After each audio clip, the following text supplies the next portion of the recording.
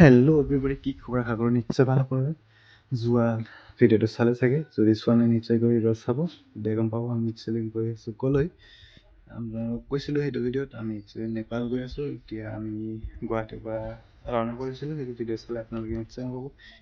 আহি পাইছিলোঁহি আমি নিউ জলপাইগুৰি। জলপাইগুৰিৰ পৰা আকৌ এতিয়া আমি গাড়ীখন লৈছোঁ ভাড়াত। এতিয়া সেইখন গাড়ী আমি ডাইৰেক্ট নেপাল যাম বুলি ভাবিছোঁ। আপোনালোকে ভিডিঅ'টো চাই থাককচোন।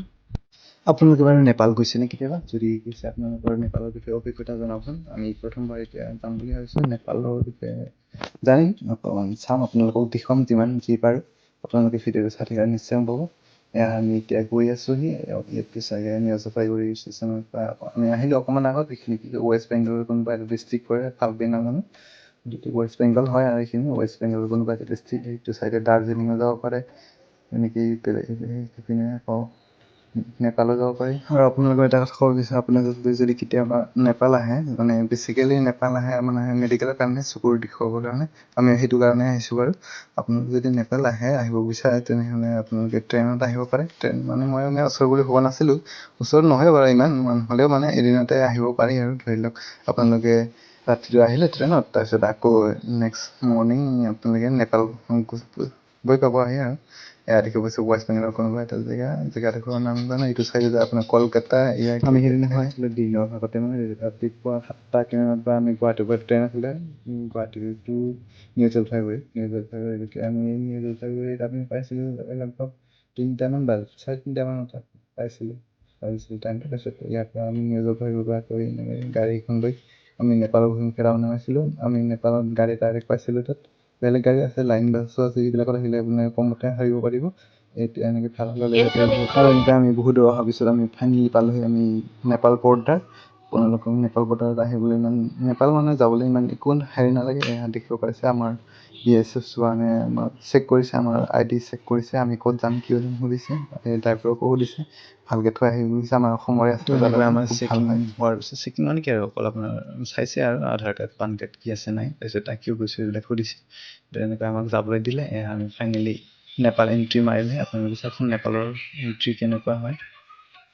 আমাৰ অসমত ইণ্ডিয়াত যেনেকৈ গৰম, ইয়াতো ঠিক তেনেকুৱাই গৰমেই পাইছোঁ আমি। নেপালত থাকোঁতে গৰম খুব বেছিয়ে ক'ব লাগিব। ভাবিছিলোঁ নেপালখন অকণমান ঠাণ্ডা হ'ব বুলি, চাইড এই কাঠমাণ্ডু পোখৰা চাইডে মেইন মানে নেপালত ঠাণ্ডা হৈ চাগে। আমিতো এতিয়া বৰ্ডাৰত সোমাইছোঁহে ন, সেইকাৰণে ইমান মানে একো অনুভৱ কৰা নাই। আপোনালোকে চাই থাকক ভিডিঅ'টো ক'লৈকে যাওঁ, আপোনালোকে চাই থাকক। তেনেকৈ আমি ইণ্ডিয়া বৰ্ডাৰ পাৰ হোৱাৰ পিছত আকৌ যিহেতু আমি নেপালত এবাৰ গৈছোঁ, মানে কি আৰু অকণমান পুলিচ চুলিচ থাকে সিহঁতৰ চাই আৰু, তাৰপিছত আকৌ আমাক যাবলৈ দিয়ে। যিহেতু আমি এটা গাড়ী লৈ আছোঁ, নেপালৰ গাড়ী হয়, আমাক আমি ডাইৰেক্ট আহিবলৈ পাৰিছোঁ।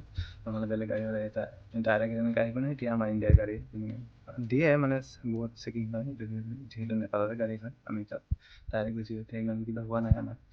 আকৌ যদি আপোনালোকে এনে ভাড়া গাড়ী সেইটো চাইডে আকৌ মানে ষ্টেপ আহিব লাগিব, আমি डायरेक्ट আহিব পাৰিছোঁ गाड़ीখন उसी को लाना पड़ेगा ना, रास्ता सब खुला है ना, अभी इसी में जाना पड़ेगा।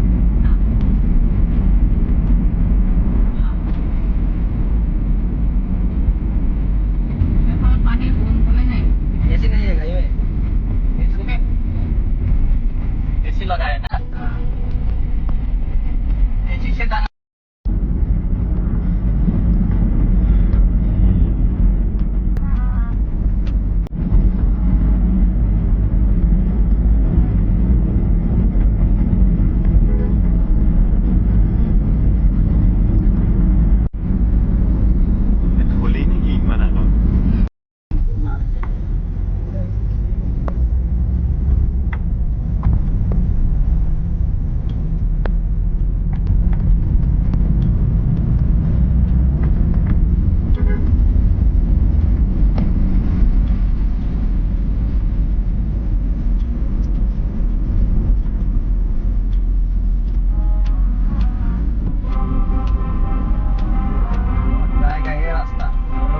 ये रास्ता बस नहीं जाएगा ना,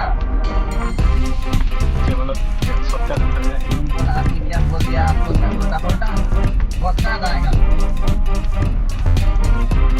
सीधा चला जाएगा बाहर, दो रास्ता से जाना पड़ेगा।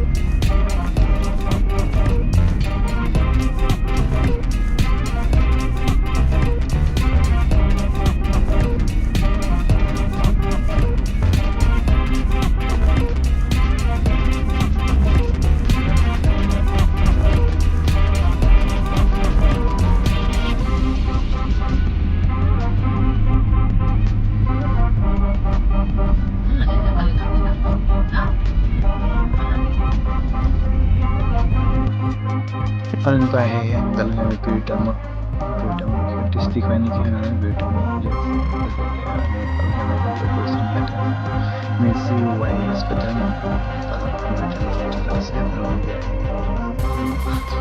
বেষ্টি আছে মেচি আছে আমি মেচিখনত আহিছিলোঁ মেচি কি কৰে আপোনালোকে এটা দিনৰ পৰাকৈ ভিডিঅ' ভাল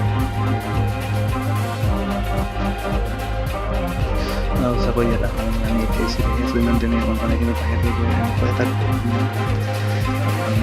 প্ৰতি বহুত ধৰণেই বহুত কৰ্ম কৰিব লাগিব আছিলোঁ যিহেতু কাম নিদিয়ে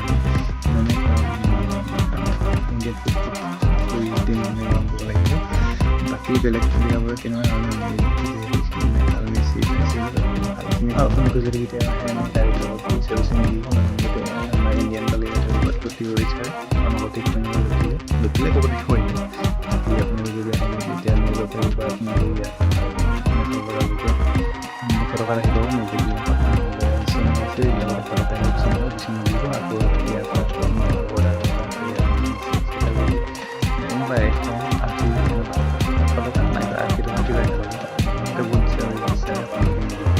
আৰু এনেকুৱা আমি ফাইনেলি আহি আমাৰ কণ্টেক্ট কৰিছোঁ ইয়াত দেখিছোঁ মেচি ৱাই হস্পিটেল আমি এইখিনিতে আহিছোঁ আমাৰ ৰান কৰি আছোঁ ক'ব পাৰোঁ আমি দেখুৱাই আছোঁ আমি কিমান দিন থাকোঁ কিমান দিন থাকিবলগীয়া হয় কেনেকৈ কি প্ৰচেছবিলাক নেক্সট ভিডিঅ'ত গোটেই পোৱা দেখুৱাম কেনেকৈ মানে হস্পিটেলত ক'ত এণ্ট্ৰি কৰিব লাগে কেনেকুৱা পইচা ইয়াত ইণ্ডিয়ান পইচা নে ইয়াত নেপালৰ পইচা চলাই আপোনালোকে কৈ আছোঁ বাৰু আৰু এনেকুৱা হস্পিটেল পৰা আমি দেখিব কাৰণে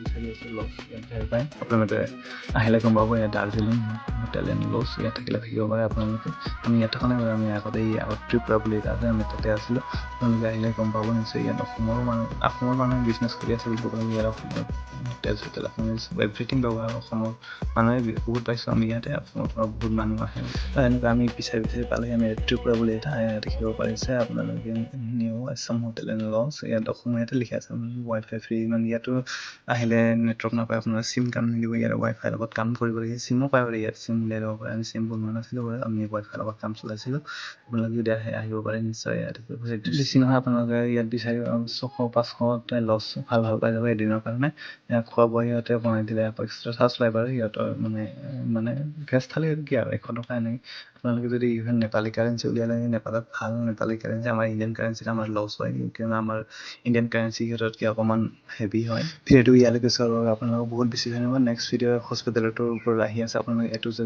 গোটেই দেখুৱাম আপোনাৰ চাই থাকিব ভিডিঅ'ত